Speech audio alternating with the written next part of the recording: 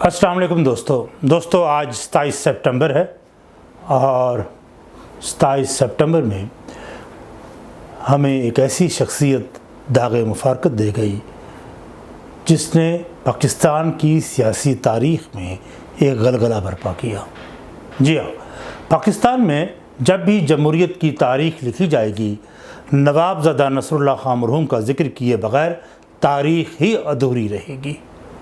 نواب زادہ نصر اللہ خان جس نے زندگی کی آخری سانسوں تک ڈکٹیٹرز یا جمہوریت کی آڑ میں آمریت سرشت حکمرانوں کے خلاف نبرد آزما رہے، آمریت کی ساری چالوں اور حکمت عملی کو بخوبی سمجھتے تھے۔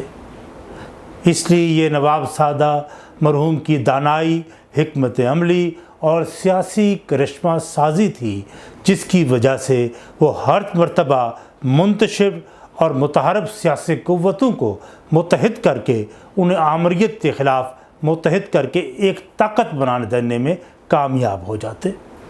نواب زادہ نصر اللہ خان مرحوم کا تاریخ پر گہری دسترس تھی۔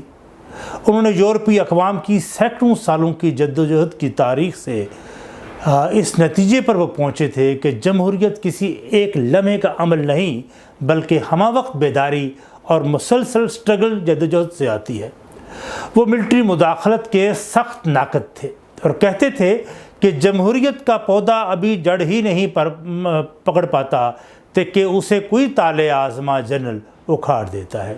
اس لیے جمہوریت کی بحالی کی آخری اور شاندار جدوجہد جنرل پرویز مشرف کی آمریت کے خلاف تھی۔ نواب صاحب کی سیاسی زندگی کئی دہائیوں پر استوار تھی۔ وہ 1918 میں خان گڑھ ضلع مظفر گڑھ میں پیدا ہوئے۔ ابتدائی تعلیم اس دور کے خاندانی روایت کے مطابق ایچسن کالج سے حاصل کی۔ بزرگ اگرچہ ان کے روایتی جاگیردار تھے، اس لیے یونینسٹ پارٹی کے عہدیدار تھے، تو اس دور میں جو یونینسٹ پارٹی تھی وہ جاگیرداروں اور بڑے ذمہ داروں کی جماعت تھی۔ لیکن نواب صاحب کا مزاج جاگیردارانہ نہیں تھا بلکہ وہ اسلامک ریفارمسٹ اور برطانوی سامراج سے سخت نفرت کرتے تھے۔ اس لیے 1930 میں انہوں نے مجلس احرار کو جوائن کیا جو تحریک خلافت پنجاب کی لیڈرشپ کی نئی قائم ہونے والی جماعت تھی، جس نے برِ صغیر میں ایک بہت بڑا بھونچال اور لوگوں میں مسلمانوں میں ایک احساس سے تحفظ پیدا کر دیا تھا۔ انہوں نے چودھری افضل حق اور سید عطاء اللہ شاہ بخاری مرحوم اور دیگران کی حمایت میں انگریزوں کے خلاف بھرپور جدوجہد کی۔ مشہور صحافی شورش کاشمیری اپنی کتاب بوئے گل نالائے دل ودود چراغ میں نواب زادہ نصر اللہ خان صاحب کا ذکر کیا کہ کس طرح نواب صاحب اور سید عطاء اللہ شاہ بخاری مرحوم کی ملاقات میں مہاتما گاندھی، جواہر لال نہرو، پٹیل اور ابوالکلام آزاد سے ہوئیں۔ بہرحال ایک طویل جدوجہد کے بعد جب پاکستان 1947 میں معرض وجود میں آ گیا تو سید عطاء اللہ شاہ بخاری مرحوم کو اس بات کا ادراک تھا کہ مجلس احرار نے اپنے اصولی موقف پر پاکستان کی تخلیق کی مخالفت کی، تو انہوں نے مرکزی کمیٹی کے اجلاس میں برملا اس کا اعلان کر دیا کہ وہ مجلس احرار کے سیاسی ونگ کا خاتمہ کرتے ہیں، کیونکہ ان کے موقف کو عوام نے اب مسترد کر دیا ہے۔ اس لیے وہ مجلس احرار کو سیاست سے اب علیحدہ کرتے ہیں اور ساتھیوں کو کہا کہ اگر ان میں سے کوئی ساتھی سیاست اپنی جاری رکھنا چاہتا ہے تو بہتر ہے تو کہ وہ بہتر جماعت کو جوائن کرے۔ اس پر نواب زادہ نصر اللہ خان مرحوم نے شاہ صاحب سے باقاعدہ اجازت لے کر مسلم لیگ میں شمولیت اختیار کی اور 1952 میں مسلم لیگ کے ٹکٹ پر صوبائی اسمبلی کے ممبر منتخب ہوئے۔ 1962 میں قومی اسمبلی کے ممبر منتخب ہوئے۔ اس سے پہلے انہوں نے حسین شہید سہروردی سابق وزیر اعظم پاکستان کے ساتھ مل کر عوامی لیگ بنائی۔ انہوں نے 1964 کے صدارتی انتخاب میں ایوب خان کے مقابلے میں محترمہ فاطمہ جناح کی بھرپور سپورٹ کی، بلکہ یہ کہنا بے جا نہ ہوگا کہ اس وقت جب فوجی آمریت کا سورج ملک پر نصف النہار تھا، کوئی بھی ایوبی ڈکٹیٹرشپ کے مقابلے کی جرت نہیں کر رہا تھا، تو اس وقت محترمہ فاطمہ جناح کو اس انتخابی مارکے میں اتارنے کا سہرا نواب زادہ کے سر جاتا ہے۔ انہوں نے پوری ملک کی بکھری ہوئی اپوزیشن کو ایک پلیٹ فارم پر اکٹھا کیا، اور یہی وہ اتحاد تھا جس نے پاکستان کی سیاسی تاریخ میں ایک سنگ میل کی سی حیثیت اختیار کری۔ انہوں نے 1969 میں پاکستان جمہوری پارٹی کی بنیاد رکھی، اور جب ذوالفقار علی بھٹو کے خلاف ایک اتحاد بنا اور اس دھاندلی کے خلاف بھی ایک تحریک قومی اتحاد چلی، تو اس کے مرکزی رہنما بنے اور قومی اتحاد کی بھرپور تاریخ چلائی۔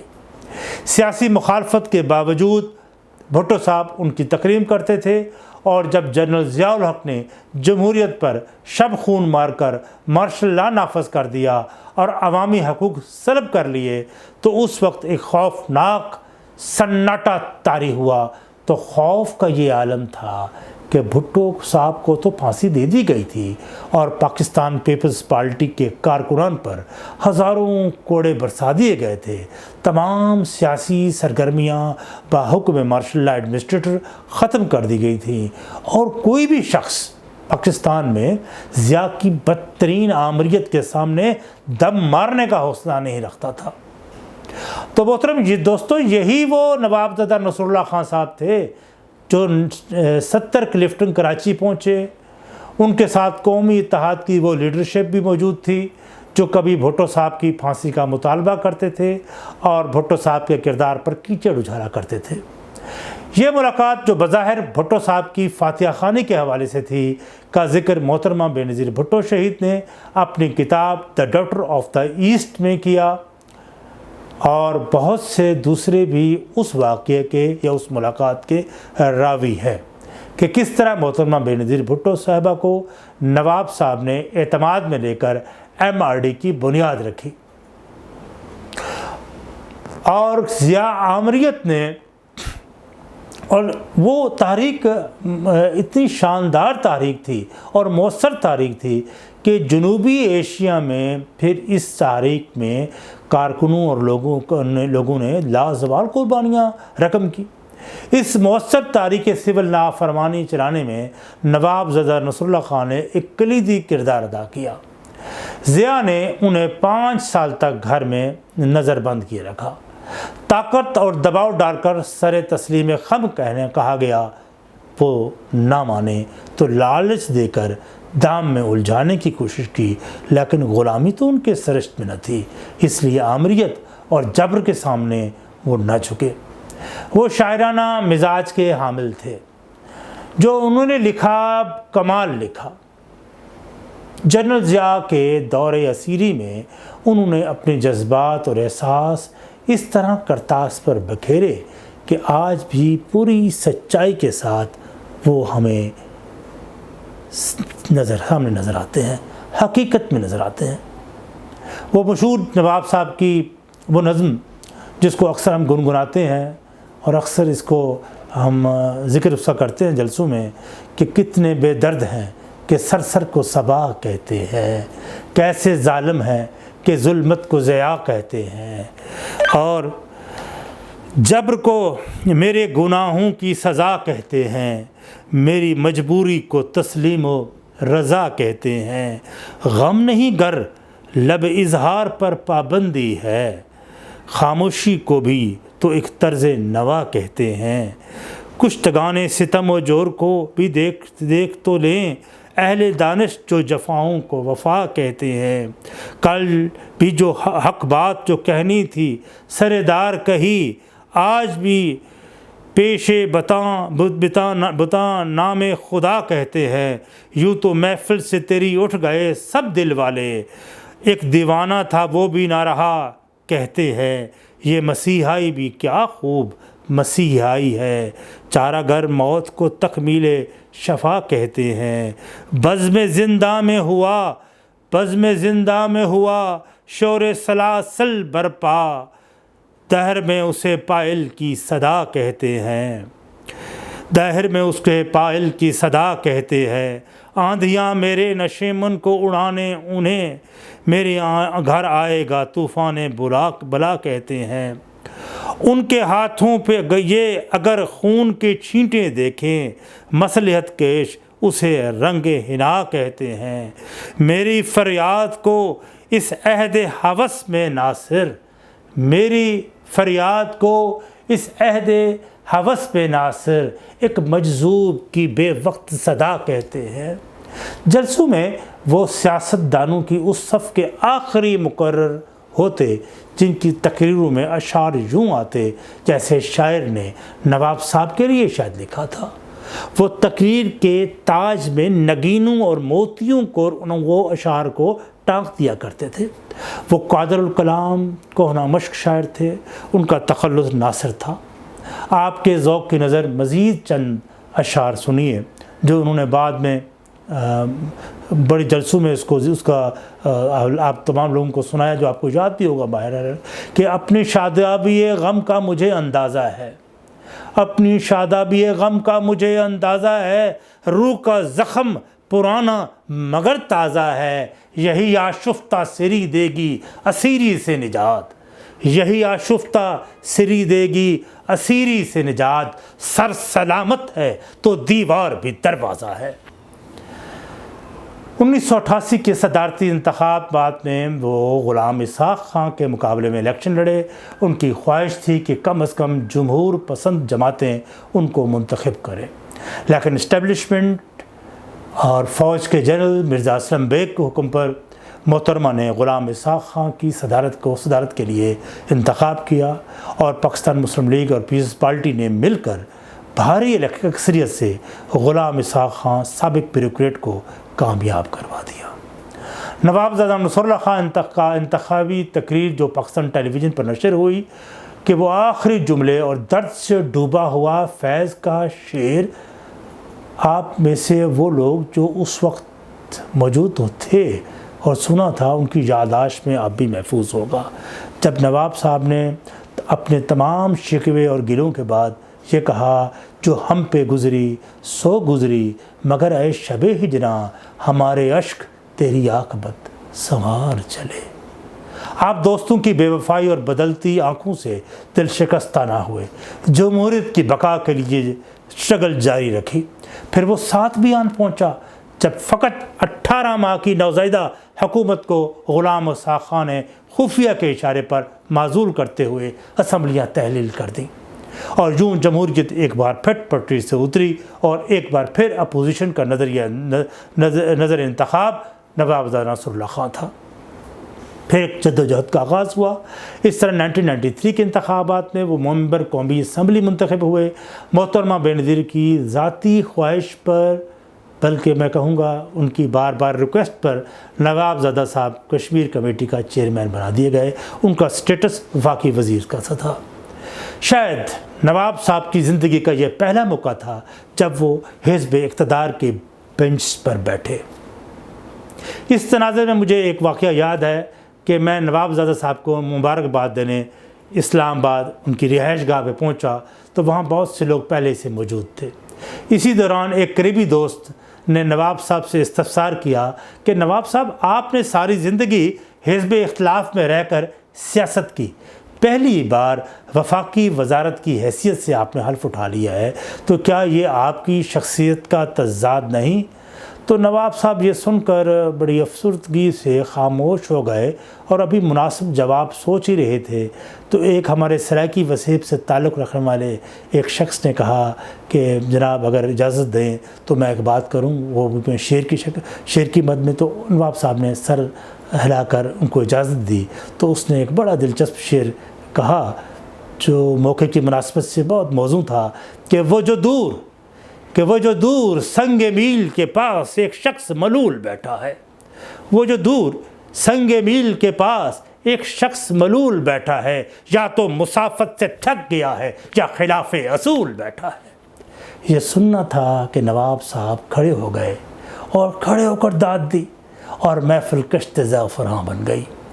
ان کے ظرف اور مروت کا اندازہ مجھے اس طرح بھی ایک بار ہوا کہ میں آج بھی سوچتا ہوں کہ میں نے اپنی پوری زندگی میں اس سے بڑا انسان نہیں دیکھا۔ ہوا یوں کہ 1985 میں MRD کی تحریک چل رہی تھی، اس میں نواب صاحب کا بڑا ایک کلیدی کردار تھا۔ میں اس وقت PSF پنجاب کا عہدیدار تھا اور MRD موومنٹ میں اسٹوڈنٹس طلبہ سیاست میں ایک حصہ بھی لے رہا تھا اور تحریک کا حصہ بھی لے رہے تھے پروٹیسٹ وغیرہ میں. تو میں نواب صاحب سے ان سے ملنے اکثر نکلسن روڈ ان کے رہائش گاہ پہ جایا کرتا تھا. اور اس دن بھی تمام قومی اخباروں میں میاں طفیل مرحوم امیر جماعت اسلامی ان دنوں ہوا کرتے تھے کہ ایک بیان شائع ہوا جس میں انہوں نے کہا نواب زدہ نصر اللہ خان سیاست کا گند ہے، اور اس طرح ان کی ذات پر بڑے رقیق اور اخلاق سے گرے ہوئے جملے کہے. یہ وہ دور تھا دوستو جب جماعت اسلامی جنرل ضیاء اور مارشل لا کا بلیو ایڈ پہ بھی تھا. اس بیان کا سیاسی حلقوں میں بڑا تذکرہ ہوا تو اسی شام روزنامہ جنگ کے ایک نوجوان صحافی نے نواب صاحب سے میاں طفیل کے اس بیان پر جواب مانگا. ہمیں اس طرح یقین تھا جس طرح ہم لوگ اپنے کسی مخالف کے لیے وہ ہمارے کوئی گالی دے یا اس طرح کی بات کرے تو ہم بھی اس کو پھر ترکی پہ ترکی اس طرح ہی جواب دیتے ہیں. لیکن ایسا اعلیٰ ظرف انسان میاں نواب زدہ نصر اللہ خان صاحب نے فوراً یہ جواب دیا کہ بھائی میاں طفیل میرے لیے واجب الاحترام ہیں اور میرے بھائی ہیں، ہاں کبھی کبھار الفاظ کے استعمال میں زیادتی کر جاتے ہیں. اور اگلے دن نواب صاحب کا یہ بیان شائع ہوا تو میاں طفیل کو اپنی غلطی کا پھر احساس ہوا اور اپنے الفاظ بھی پر انہوں نے معذرت بھی کی. نواب صاحب اپنی سادگی حلیمی خلوص سے ہر ایک کو اپنا گرویدہ بنا لیتے تھے. نواب صاحب کا سیاسی سفر کہیں رکا نہیں، کہیں سستایا نہیں، بلکہ ایک تسلسل کے ساتھ چلتا رہا. جب مسلم لیگ کی حکومت کا تختہ پرویز مشرف نے الٹ دیا، جمہوریت ایک بار بھی ری ٹریک ہوئی تو میاں صاحب پر ایک آزمائش کا دور شروع ہوا تو ایک بار پھر نواب صاحب صاحب عزیمت بن کر جمہوریت کو بحال کرانے کے لیے میدان عمل میں اترے. پیرانہ سالی کے باوجود جمع ہمت ہو کر پرویز مشرف کی آمریت کا مقابلہ کیا. اس وقت جنرل نقوی کے ذریعے پرویز مشرف ہر ایک کو اقتدار میں شراکت کا دانہ ڈال رہے تھے. یہ آفر نواب صاحب کو بھی ہوئی جسے نواب صاحب نے اپنے لیے توہین تصور کیا. آخر سیاد اجل نے چمن زار جمہوریت کے چہکتے ہوئے بلبل کو طاق کر نشانہ لیا اور 27 ستمبر 2003 کی درمیانی شب کو وہ پوری قوم کو داغ مفارقت دے گئے. نواب صاحب صرف ایک شخص اور فرد نہ تھے بلکہ وہ اپنی ذات میں ایک انجمن، ایک عہد، ایک ادارہ، ایک دبستان، ایک مکمل تہذیبی دور تھے. بازار سیاست کی چہل پہل کل بھی برقرار تھی، آج بھی ہے اور کل بھی رہے گی. اس کے باوجود اس بازار کے سیاحوں کو برسوں اور عشروں تک نواب صاحب یاد آتے رہیں گے. وہ میخانے سیاست کے سلیقہ شار، وزادار، فراق دست بادۂ کش تھے. تم کیا گئے روٹھ گئے دن بہار کے، شہر سیاست مدتوں سائیں کرتا رہے گا اور ان کی کمی کوئی پوری نہ کر سکے گا. والسلام. آپ دوستوں سے گزارش ہے کہ چینل تلاش حق ود عامر ہاشمی کو بھی سبسکرائب کریں اور بیل آئیکن بٹن کو بھی دبائیں، پریس کریں تاکہ آپ کو بہتر ویڈیوز ملیں. اور بھی مختلف شخصیات ہیں اس پہ بھی ہم ڈسکس کریں گے، اور اس کے علاوہ اپنی رائے کا بھی اظہار کر دیا کریں اور اس کو شیئر بھی کر دیا کریں. بہت شکریہ.